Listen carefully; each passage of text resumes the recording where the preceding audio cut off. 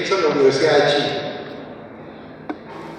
Después los caminos me llevaron a la Pontificia Universidad Católica de Chile, quien me concedió, como decía, el premio Rossi Fuentes a profesor destacado de la Facultad de Derecho. Pero mi memoria de prueba la hice sobre el movimiento cooperativo, mi memoria de prueba para recibirme de abogado.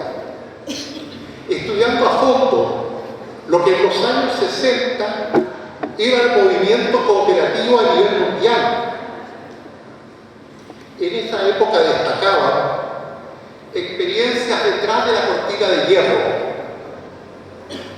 y dentro del mundo democrático, en la antigua Europa, tal como hoy día en Mondragón había otras experiencias cooperativas muy importantes. Y en Israel asomaba el kibbutz como una forma cooperativa de vida y producción en comunidad. Por eso digo que mi pasión viene de largos años. El tema que hoy día nos convoca es gobernanza cooperativa. Vale decir, cómo se gobiernan las cooperativas. ¿Cuál es el deber de un directivo cooperativo? ¿Cuál es el deber de un socio cooperativo? A uno en la escuela de Derecho le enseñan que no hay derechos si no hay deberes correlativos. A veces pensamos que solo tenemos derechos y olvidamos la contrapartida tan importante que es la obligación, el deber. El mundo cooperativo se constituye como una alternativa al mundo de las sociedades de capital. Principalmente las sociedades de capital exhiben la figura de la sociedad anónima. La sociedad anónima fue una gran invención del mundo premoderno. Permitió el desarrollo industrial en el mundo sajón, en el mundo europeo. Permitió acumular grandes capitales y desarrollar la actividad fabril como nunca antes en la historia. Pero al mismo tiempo, en el mismo siglo XVIII-XIX emergía el movimiento cooperativo con mucha fuerza, al amparo muchas veces de la actividad religiosa, pero seguía con fortaleza sobre sus pies en función de los principios de Rothschild, y entre ellos cada socio un voto. En la sociedad anónima la persona tiene tantos votos cuanto dinero posea en la empresa. Pero la sociedad anónima, como las cooperativas, han permitido el desarrollo del mundo moderno, tal como hoy día lo conocemos. El problema de gobierno corporativo, o cómo se gobiernan las cooperativas, se ha diseñado primariamente en función de las teorías surgidas en el mundo sajón, principalmente en el Reino Unido, Inglaterra, en Estados Unidos y en los países europeos. La sociedad anónima está normalmente controlada por el dinero. Esto no es malo en sí. Lo que es malo es el abuso de la posición, no el que haya acumulación de dinero. Lo perverso es el abuso del poder. Y por eso en los países sajones, preocupados fundamentalmente del gobierno de las sociedades anónimas, empiezan a estudiar el gobierno corporativo con una mirada de cómo evitar que los accionistas mayoritarios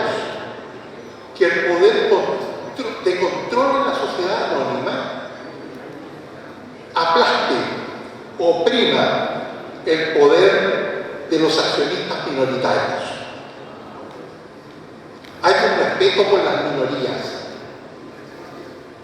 Hay una manera de indicar cómo tienen que portarse los directorios de las sociedades anónimas para hacer su labor bien. Ojo, para hacer su labor transparente, para actuar con probidad. El mundo cooperativo tiene algunos pasos dados en la dirección correcta. ¿En qué sentido? El mundo cooperativo se rige por los llamados principios cooperativos. Aquellos principios llamados centenarios de Rothschild. Esos principios nos orientan en el actuar del gobierno corporativo. El principio de la solidaridad, que hace que hoy día Cooperativa Universitaria desarrolle esta actividad tan importante y hermosa. El principio de educación. En fin, principios que conllevan la responsabilidad en el actuar. O sea, el germen de nuestro concepto de gobierno corporativo en las cooperativas está en las derivadas, en las bajadas que hagamos nosotros de la lectura de los principios cooperativos, de los cuales inferimos, por ejemplo, el respeto por el medio ambiente, el compromiso con la sustentabilidad, el querer hacer un mundo mejor. Aquí en nuestro movimiento, la persona que posee 10.000 guaraníes de ahorro vale lo mismo que aquel que pudiera tener 100 millones de guaraníes de ahorro. Valen lo mismo. Control democrático. Cada persona un voto. Como cooperativistas, no podríamos necesitar recurrir a los principios del gobierno corporativo, de las sociedades de capital, para construir nuestro propio gobierno cooperativo. Ahora bien, recordándole a ustedes que he dejado el PowerPoint en poder de la cooperativa, me limitaría a hacer una breve reseña de cierta teoría que fundamenta nuestra actual.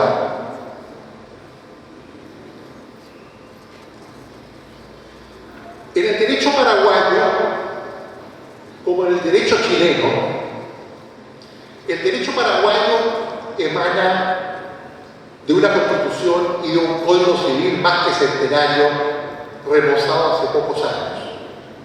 Nosotros en Chile tenemos el Código Civil de 1855, plenamente vigente, pero por supuesto adornado con numerosas leyes que lo han modernizado.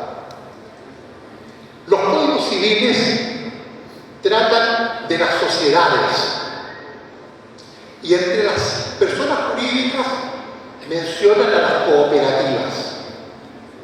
Aquí hay un avance claro del Código Civil paraguayo respecto del Código Civil chileno.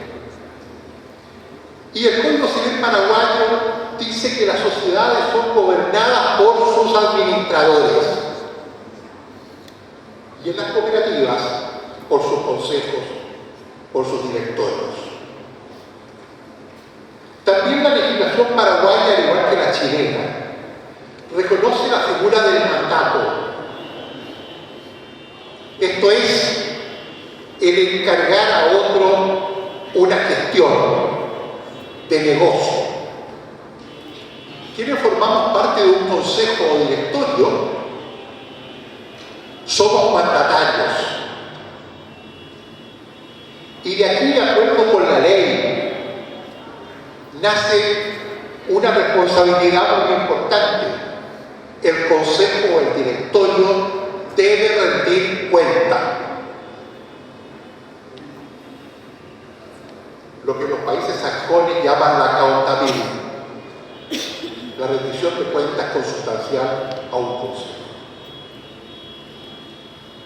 Entonces, de la figura societaria, de la figura del mandato, llegamos a otro alineamiento que emana desde la antigua legislación civil. Hay una norma que dice: se prohíbe al mandatario vender lo que se le ha ordenado comprar, y viceversa. Y una regla en las sociedades: se prohíbe al socio de una compañía competir con la sociedad de que es socio o es directivo. En buenas cuentas, en estos principios de rendición de cuentas, prohibición de competir con la cooperativa, prohibición de apartarse de las reglas del mandato, podemos inscribir una regla para el gobierno corporativo de las cooperativas. ¿Cuál es?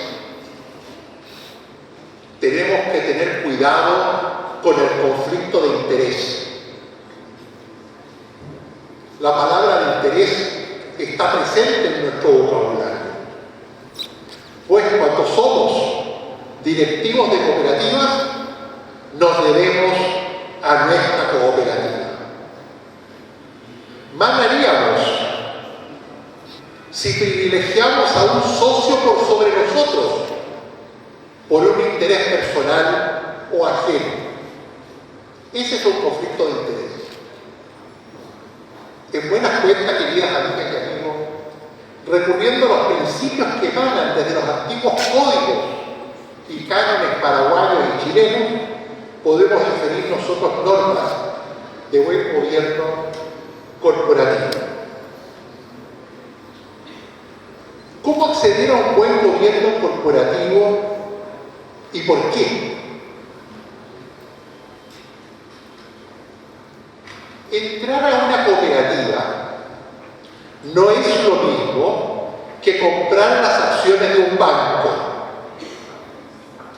Cuando compro acciones de un banco, me interesa el retorno monetario que me va a significar a mí la condición de accionista. Cuando yo entro a una cooperativa, estoy esperando sí un retorno del capital, pero por sobre todo soy dueño de la cooperativa. Soy tan dueño si tengo 50.000 guaraníes como si tuviera 100 millones de guaraníes. Soy propietario de la cooperativa. Eso nos obliga a fidelizar a nuestros socios, a hacerles educación cooperativa, a fervorizarlos. Este es un país que tiene pasión por el fútbol y por el buen fútbol. Cada vez que Chile juega con Paraguay, nos estremecemos de favor, porque realmente hay muy buenos equipos. La misma pasión, pero al servicio del movimiento cooperativo.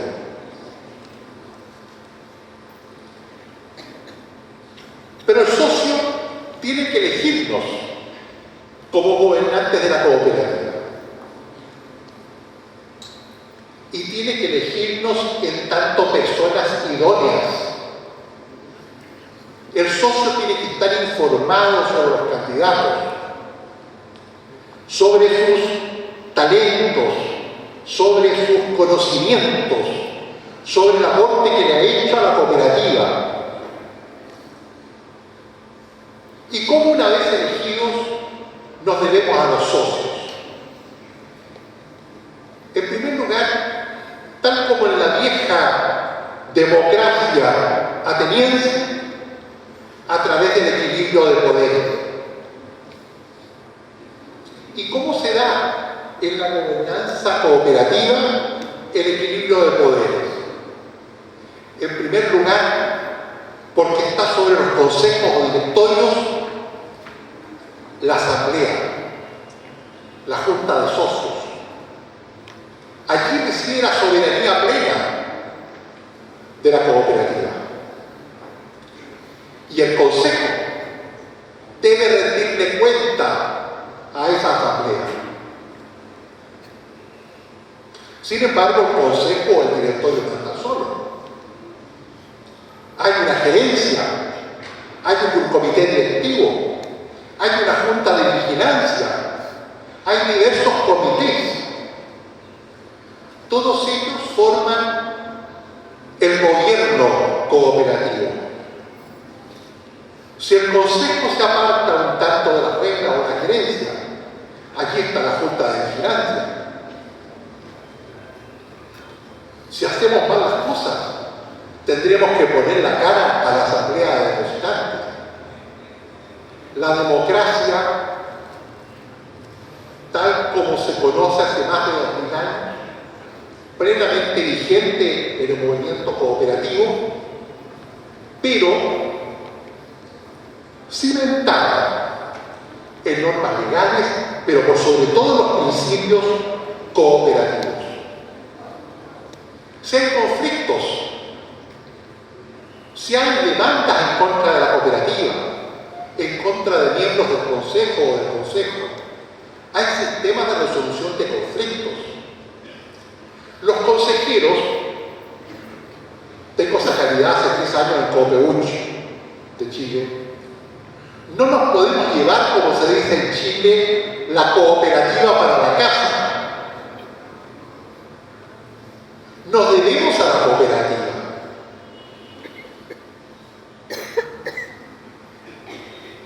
Y de aquí salto a un principio muy bien trabajado en el sistema americano, en el sistema sajón, sobre el conflicto de interés. Es lo que llaman los economistas la teoría de la agencia, que en buenas cuentas significa que siempre es bueno que haya oposición de intereses. La asamblea y el consejo, la junta de vigilancia, son representantes y exponentes de distintos poderes dentro del órgano cooperativo. Pero, como nos debemos los directorios y las autoridades a nuestros socios y a nuestra cooperativa, eso implicaría que tenemos que estar mirando el interés del socio antes que el nuestro. No es imaginable que, por ejemplo, una cooperativa que gana X guaraníes al año reparta, digamos, el 90% de esos ingresos en remuneraciones, o en lucrar con personas afines al consejo o al directorio. Tenemos que ser extremadamente cuidadosos de que, como dicen los economistas que han estudiado muy bien esta materia, estén los intereses de los consejeros, de las autoridades, alineados con los intereses de la cooperativa y de todos y cada uno de los socios. Si esos intereses no están alineados, si están desviados, hay un peligro aquí que hay que examinar.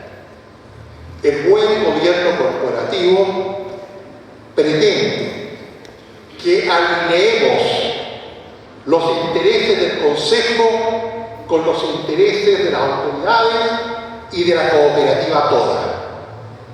Ese es nuestro deber, y por ese deber tenemos que rendir cuenta. En Paraguay como en Chile, la teoría de la responsabilidad tiene sanciones. Si nos apartamos y nos desviamos de nuestro objetivo, desde alineamiento con los intereses finales del grupo, podemos ser devastados, podemos ser responsables por daño, podemos ser responsables por culpa. ¿Y qué es la culpa? Que describe el artículo 421 del Código Civil paraguayo, para quienes no son abogados. Culpa es la falta de diligencia, de cuidado, partiendo de la base que nunca vamos a querer dañar voluntariamente a la cooperativa. Sí podemos dañar a la cooperativa y a sus socios por no hacer bien el trabajo, por no hacer bien nuestra labor cotidiana, nuestra labor de cada día. A eso nos debemos. Como se dice en Chile, hacer bien la pega, hacer bien el trabajo, nuestro deber de cada día. La cooperativa universitaria es una cooperativa muy bien posicionada en Paraguay. Exhibe cifras y actividades empresariales muy importantes. Ha adoptado la figura de un holding, vale decir, la cabeza de un grupo de empresas. Empresas muchas veces que son empresas de capital. Eso está bien, no hay problema. El tema es que desde la cabeza hasta las múltiples ramas obedezcan y se ciñan a los principios cooperativos. Que haya una rendición de cuenta que va creciendo y subiendo hasta la asamblea.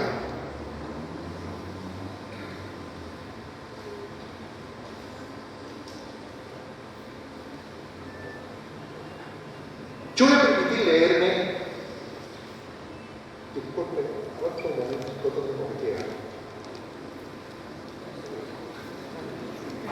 Toda la noche.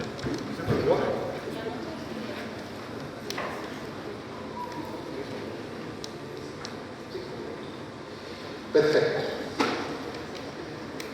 Yo les voy a leer a ustedes los principios del gobierno corporativo de la Organización Mundial de Comercio. Primer principio, para que ustedes jueguen con los principios cooperativos que también conocen, con los principios de la Organización Mundial de Comercio, que está en el PowerPoint, que me he permitido no leer, porque quizás habían pasado ustedes aquí muchas horas y habrían terminado verdaderamente aburridos. Primer principio, protección a los derechos de los accionistas o socios. Segundo principio, tratamiento equitativo de los accionistas o socios. Tercer principio, función de los grupos de interés social en el gobierno de las sociedades. En inglés, stakeholders. Stakeholders reconoce a todos los grupos de interés que vinculan a la cooperativa.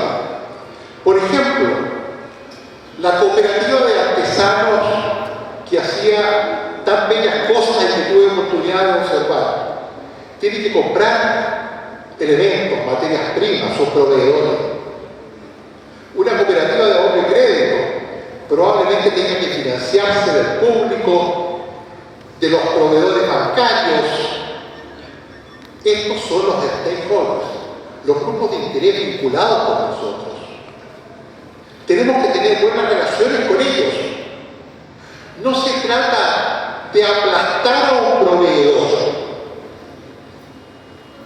Imaginémonos a ustedes que una cooperativa le compra a un proveedor y le dice, le voy a pagar a 6 meses plazos. Y el proveedor es una pequeña empresa, es un emprendimiento social. No habría derecho a hacerlo.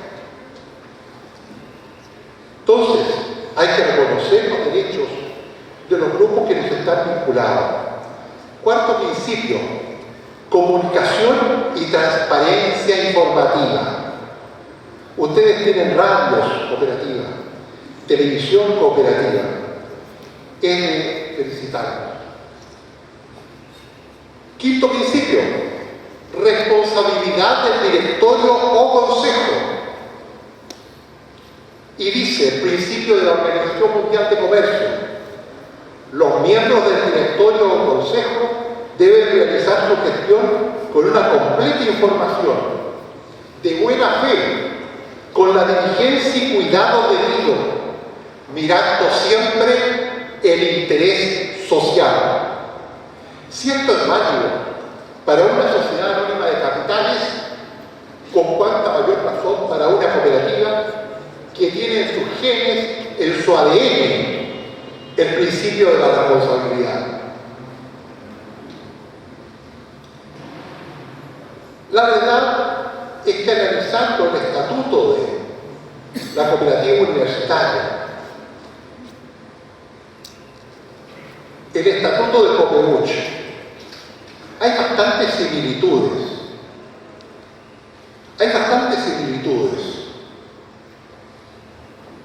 Una preocupación especial es la comunicación y la transparencia informativa, que debe producirse respecto de todos los interesados en el manejo social. Bueno, creo que me he entendido por el tiempo que se me había entregado. Les confieso que es un orgullo para mí estar aquí. Estar por segunda vez en Paraguay. Estar por segunda vez en el aniversario de la cooperativa universitaria. Y es un privilegio realmente compartir con tan altas autoridades cooperativas de gobierno que nos han acompañado en esta noche. Estoy muy feliz, como quise decirles en guaraní, de haber visto la bellísima exposición que habéis montado. Estoy orgulloso de haberles podido intentar aportar a lo mucho que vosotros sabéis. Espero que estas palabras sean bien recibidas, sean aprovechadas para el futuro del movimiento cooperativo y para el rol tan importante que la sociedad moderna debe reconocer en nosotros, pero que tenemos que ganárnoslo día a día. Nada nos es fácil como cooperativa. Es un trabajar diario, pero es fecundo. La semilla ha caído en buenas manos y desde la soledad de la tierra, al interior de la tierra, la semilla está germinando para un mundo mejor. Mucho éxito, compañeras y compañeros cooperativistas.